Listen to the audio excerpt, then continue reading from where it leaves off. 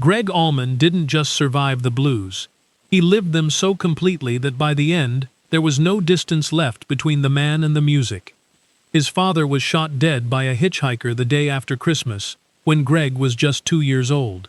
His older brother Dwayne would go on to become one of the most celebrated slide guitarists in rock history, only to die at 24. Gregg wrote one of the most covered songs in American music as a teenager, after nearly 200 failed attempts, in a Florida motel room. He shot himself in the foot, literally, to dodge the Vietnam draft. He testified in federal court against the man who had once saved his life, and his own bandmates swore they'd never speak to him again. He married one of the most recognizable women on the planet, and she filed for divorce 9 days later. He went to rehab, by his own count, 17 times. And when doctors gave him a new liver, and quietly told him his remaining time was limited, he didn't slow down. He booked more shows. For 46 years, Gregg Allman sang about all of it. The story begins with a loss he was too young to remember. Born in Nashville in 1947, Gregg and his brother Dwayne grew up fatherless after their dad was killed during a robbery on December 26, 1949. Their mother raised them alone, putting herself through accounting school, while the boys were briefly sent to military academy. When the family eventually settled in Daytona Beach, Florida, something shifted. Gregg bought a guitar with paper route money. Dwayne picked it up shortly after. And within a year, the younger brother found himself watching the older one race ahead of him into a gift nobody in Daytona Beach had seen before. Rather than rivalry, it created something stranger, a lifelong debt between them. When the draft threatened to end everything, Dwayne reportedly threw what the brothers later called a foot shooting party.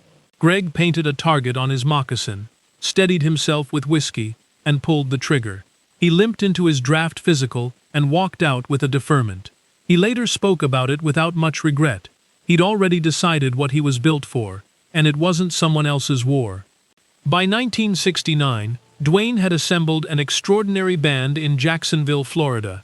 2 drummers, a bass player, a second lead guitarist, and called his little brother in Los Angeles to fill the final seat. Gregg flew home with 22 original songs. The band kept 2. His assignment was to write better. Within days, he delivered Whipping Post, a raw, aching wound of a song that would close their landmark live album with 23 unbroken minutes of fire. Then the losses came in waves.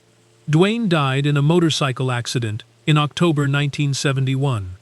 Bassist Barry Oakley was killed in an eerily similar crash just 3 blocks away, 13 months later, at the same age. The band kept going anyway, because stopping felt like dying twice. What followed were decades of reinvention, collapse, and survival. A 9-day marriage to Cher, a federal trial that fractured the band. 17 rounds of rehab, a liver transplant, and finally, a farewell album recorded at Muscle Shoals, the same studio where Dwayne's legend began, while Gregg quietly knew he was dying. He passed away in May 2017 and was buried in Macon, Georgia, beside Dwayne and Barry Oakley, 3 men. The same few feet of ground. Most people are remembered for how they died. Gregg Allman earned the right to be remembered for how stubbornly, painfully, beautifully, he kept going. If this story stayed with you, hit like and subscribe. There are more voices like this one worth remembering.